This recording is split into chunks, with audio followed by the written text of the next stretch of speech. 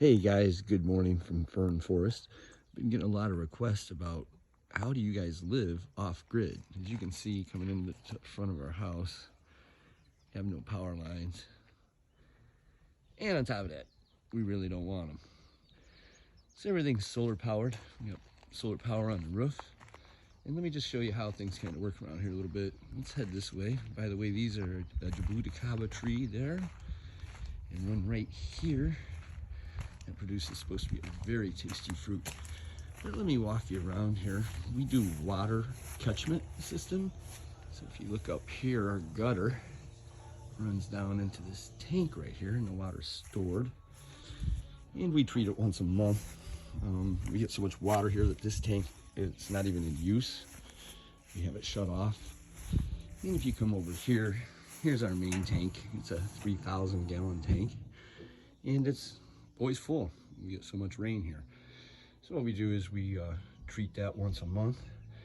And then down underneath here is where all of our solar magic happens. We got our solar battery pack right over here. Let me see if I can get in here and show you guys. Here's all the solar power. This is where everything gets stored at. And we got a big ass converter that converts the 12 volts DC into 120 volt AC so we can use appliances. And then this right back here is a controller and a few various controls.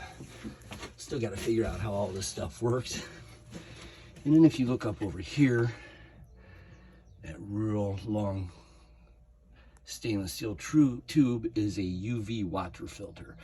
So the water comes in off the tank, goes through this sediment filter here, and then it passes through this UV light, which kills off all the contaminants, microbes, algae, and things of that nature. We have to be very careful out here because there's been a disease called rat lungworm. And what it is it gets on, rats have it, and the slugs actually eat the rat poo, and they contract it, and then they crawl all over your veggies and leave their slug trail. And when they do that and you eat that, you get this rat lung disease. So you gotta be very careful. It's like a form of meningitis. It half paralyzes you. So we have to be super, super careful with our water to make sure everything's working good. Anyhow, that being said, this is Pam's back perennial kale garden. And she's been hitting it pretty hard here. Stuff sure is good. And then I'm going to take you on a little walk, but that's the technical side of things over there. So might as well show you a little beauty mixed in with that. So far, all the water systems and solar have been working perfectly. And then there's Pam's laundry room. Still got boxes laying everywhere. It's ridiculous. It's like a boxes fest here. But anyhow, I came back here. We have a Buddha belly bamboo way back here, and the cool part about it was it's like a bamboo, but it gets little swollen bellies in between the nodes of the growth of the plant, and they swell and it looks like little Buddha bellies. So we're looking kind of forward to seeing that thing mature and get the little fat bellies on it. But anyhow, I was fighting my way back to it. By the way, I made this trail. Did this in one day. It was pretty crazy because it looked like that. I got it to this, so it's pretty busy.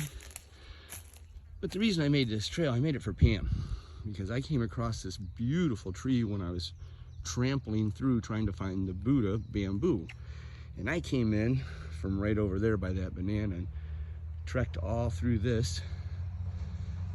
And I was trying to find the Buddha belly bamboo, and you can see the tip of it sticking up over there. And man, I came across this flower. It was so pretty. I told Pam, I said, I'm going to build you a trail. It's kind of starting to see its day. Oh, there's a couple fresh ones, but what a gorgeous orchid.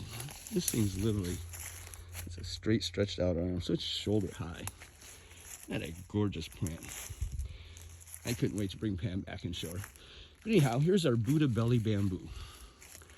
So right now, these are the nodes right here on the Buddha belly. Pardon me. Right there. And then the next one, and on down. and we get these big swellings in between as it matures. So cannot wait for that. Anyhow, as you can see, you can't even walk through this. It's pretty crazy. All right, guys. Well, there you go. Thought I'd do another video for you because a lot of people have been asking about this too. So thought I'd share that with you. Have a great day.